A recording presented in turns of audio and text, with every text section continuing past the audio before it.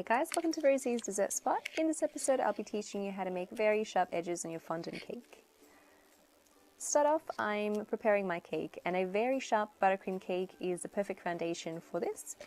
So I've got my buttercream here on some baking paper that I've stapled down to a very flat wooden cake board. That's important because the cardboard ones tend to have a bit of a curve to them. Then I'm putting my cakes on top, pressing it into the buttercream, and then just layering all the other layers on top as well.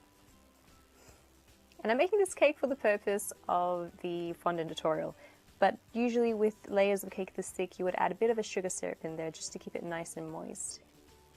Gonna make sure they're all centered and press them down to make sure it's all nice and flat and level. Then I'm taking my spatula and removing any excess from the sides. I'm also taking my bench scraper and removing all that buttercream at the very bottom of our cake, and using the spatula to clean up the sections that the bench scraper didn't clean up.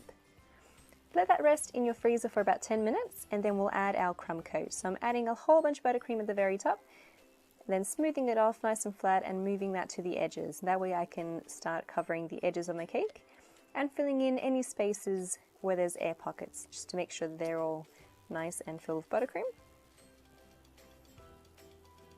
Then let that rest again in the freezer for 10 minutes and we'll add our final layer of buttercream.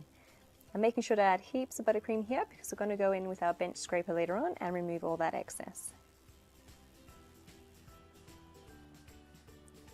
And making sure that your bench scraper is nice and flat and angled at a 90-degree angle, nice and tall, and scraping away slowly all that excess buttercream. And I'm removing a little bit at a time. You don't want to try and go too heavy or apply too much pressure onto the side of the cake.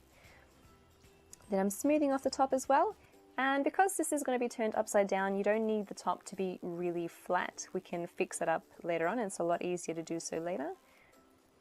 Then I run my bench scraper under some hot water and very slowly move it along the sides of the cake, and this will smooth it off and give it a nice even finish.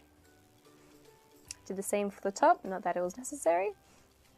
Then I let it set in the freezer for about 20 minutes. I'm adding a little bit of buttercream to attach my cake board. And you can also set it in the freezer after you attach your cake board. Then I'm going to cut off that baking paper and flip my cake upside down. Just like so. And then you can remove your baking paper to reveal a nice even flat surface with just about the sharpest edges you could probably achieve with buttercream.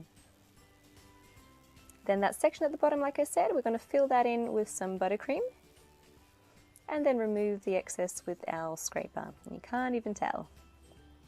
That's nice and smooth now. And I'm reapplying some baking paper onto my cake board, just stapling it down on both sides, making sure it's nice and tight. And rolling out my fondant to about 3 millimeters or so in thickness. The thing with the fondant is that you want it to be nice and thin, and that'll create a nice sharp edge. It's probably a little bit thicker than I should have. I should have continued to roll out a little bit more, but it still worked. I'm going to apply it over my cake. And the first thing I do is push out any air from the top and then quickly secure your edges, because it is a very sharp edge. You can very easily cut your fondant and make it crack at the very top. Then apply it to the sides just by pulling down and flaring those out, those creases, and you'll keep going until you've covered the whole cake. Then I'm using a small spatula here to cut off the excess.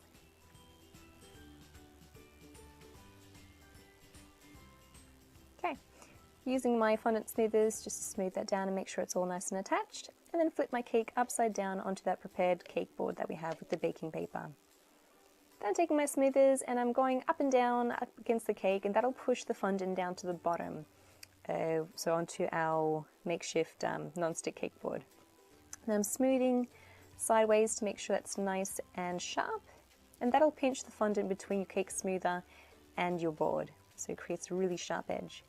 Once you're happy with the results, flip it back up, right side up, and you should have some pretty sharp edges as is. Then take your fondant smoothers and just start smoothing the sides and pushing that fondant at the top up against your other smoother and moving back and forth, and that'll pinch the fondant and create even sharper edges.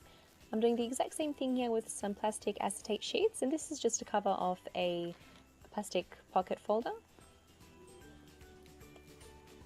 Then with the exact same action, just pushing the fondant and pinching it in between those acetate sheets and moving back and forth. And that creates very sharp edges because it pinches the fondant as we did before. Just showing you a closer look of what that looks like in slow-mo, or as slow as I can go. And then just smoothing it off. And that's how you create very sharp edges on your fondant cakes. A tip that I would definitely give is to have your buttercream as smooth and as sharp as possible, because that'll give you the best base and the best outcome. Another thing is you could try making it sharp with your fondant smoothers, though I find that this takes a very long time and many times it doesn't create as much of a sharp edge as compared to using those the yellow sheets. And I literally just cut that out of a portfolio folder cover. Now I think in the video I show about maybe 2 or 3 minutes worth of me just working at those edges, pushing the fondant sideways and up with those two sheets. In real life it took me about 25 minutes to achieve this level of sharpness in the corner of my cake for the fondant.